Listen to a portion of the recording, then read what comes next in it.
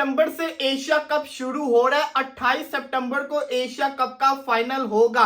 ये 18 दिन का एशिया कप जिसके अंदर 8 टीमें कौन कौन सी हैं मैं आपको बताता हूं। पाकिस्तान, इंडिया, श्रीलंका, अफगानिस्तान, बांग्लादेश। इसके अलावा 3 वो टीम जो क्वालिफाई कर आई हैं, यूएई है, ओमान है और हांगकांग है। ये 8 टीमें 2 ग्रुप्स के अंदर डिवाइड होंगी। वो कौन कौन से 2 ग्रुप्स होंगे? ग्रुप ए, ग्रुप बी होगा, जिसके अंदर मोस्ट प्रोबेबली अगर इंडिया पाकिस्तान का लड़ाई ना हुई होती तो इंडिया पाकिस्तान एक ग्रुप में होते, उनके साथ 2 छोटी टीमें होती, यूएई होती, ओमान होती। लेकिन अब कहा जा रहा है कि शायद इंडिया और पाकिस्तान एक ग्रुप के अंदर ना हो, ये सुपर 4 के अंदर जाके मुकाबला खेलेंगे अगर क्वालिफाई करते हैं। तो हो सकता है कि पाकिस्तान के ग्रुप के अंदर अफगानिस्तान को रखा जाए ताकि जो मैचेस है वो और मजे के हों। तो हो सकता है कि एक ग्रुप के अंदर पाकिस्तान, अफगानिस्तान, ओमान, हांगकांग और दूसरे ग्रुप के अंदर बांग्लादेश, श्रीलंका, इंडिया, ये वाली टीमें शामिल हो। तो ये 2 ग्रुप्स होंगे। अब देखते हैं कौन से ग्रुप के अंदर इंडिया पाकिस्तान आते हैं कि नहीं आते। इसके बाद दोनों ग्रुप में से 2-2 टीमें क्वालिफाई करेंगी।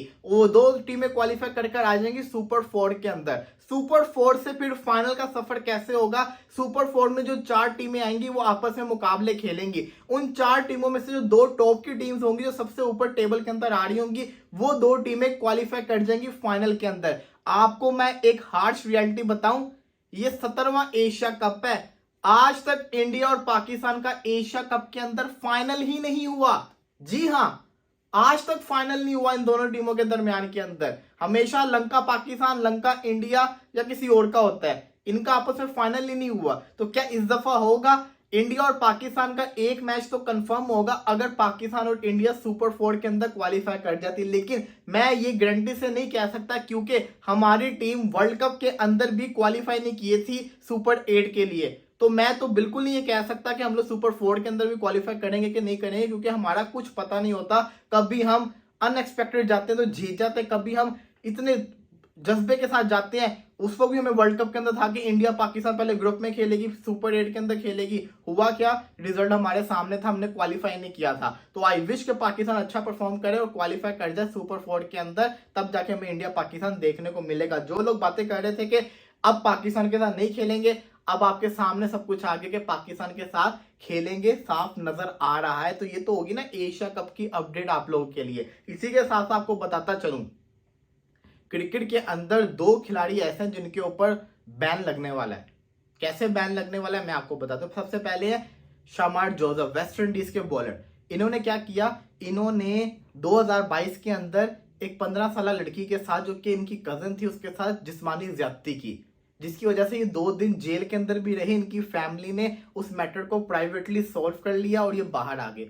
उसके बाद 2023 के अंदर इन्होंने फिर से एक औरत के साथ ज्यादती की और अभी तक इनके ऊपर 11 लड़कियों ने एक्यूजेशन लगा दी है, इल्जाम लगा दिया ज्यादती का। तो इनका कैरियर तो मुझे खत्म होता हुआ नजर आ रहा है। संदीप लेमिचा ने, आपको पता, नेपाल का बॉलर था, एक लड़की ने उसके साथ किया था, उसका कैरियर कैसे बर्बाद हुआ। और इनको तो जिसको कहते हैं ना, कितनी ही लड़कियों ने इनके ऊपर लगा दिया, और एक तो इनकी खुद की कजन भी थी। तो ये जो मुझे है ना, ये बैन होते हुए नजर आ रहे हैं। दूसरी तरफ यश देओल, इंडिया का बॉलर, आरसीबी की विनिंग टीम का पार्ट थे। ये होता क्या है कि इनके ऊपर भी एक माइनर लड़की, माइनर का मतलब समझते हैं ना आप, माइनर लड़की ने एक केस किया। माइनर का केस स्ट्रॉन्ग होता है क्योंकि उनको कहा जाता है कि वो जिसको कहते हैं ना, उनको समझ बूझ नहीं होती, उनको मैनिपुलेट किया गया। माइनर लड़की ने केस किया। क्या केस किया है कि इसने मेरे साथ 5 साल रिलेशन रखा, शादी की पूरा जिसको कहते हैं ना वो दिया, शादी करेगा, रिलेशनशिप कंफर्म करके घर वालों से जब इंट्रोड्यूस करवाया तो बहू के तौर के ऊपर इंट्रोड्यूस करवाया। और फिर जिसको कहते हैं, जब लड़की को बाद में पता चला कि ये हर लड़की के साथ ऐसे कर रहा है, काफी लड़कियों के साथ रिलेशनशिप के अंदर है, तो उसने कंप्लेन करने की कोशिश की। कंप्लेन की तो कोई रिस्पॉन्स नहीं आया, तो फिर उसने हाई अथॉरिटीज में जाके कंप्लेन की। और अब क्या हुआ है? यश देओल के ऊपर केस हो चुका हुआ है और यश देओल के ऊपर काफी ज्यादा संगीन इल्जाम लग सकते हैं और इनका कैरियर भी खराब हो सकता है। तो यंग क्रिकेटर्स को मेरा यही मशवरा है कि काइंडली इन चीजों से एहतियात किया करें। ये जिसको कहता है ना, बड़ी खतरनाक चीज होती है। हालांकि 5 साल से लड़की रिलेशनशिप में थी, लड़की खुद भी राजी थी, तभी तो थी ना। लेकिन क्योंकि वो माइनर है तो उसको जिसको कहते हैं ना, सपोर्ट मिल जाएगी। यश देओल जो है ना, वो इसके अंदर फंस जाएगा बहुत बुरा किस्म का। तो लेट्स सी, देखते हैं यहाँ पे क्या बनता है।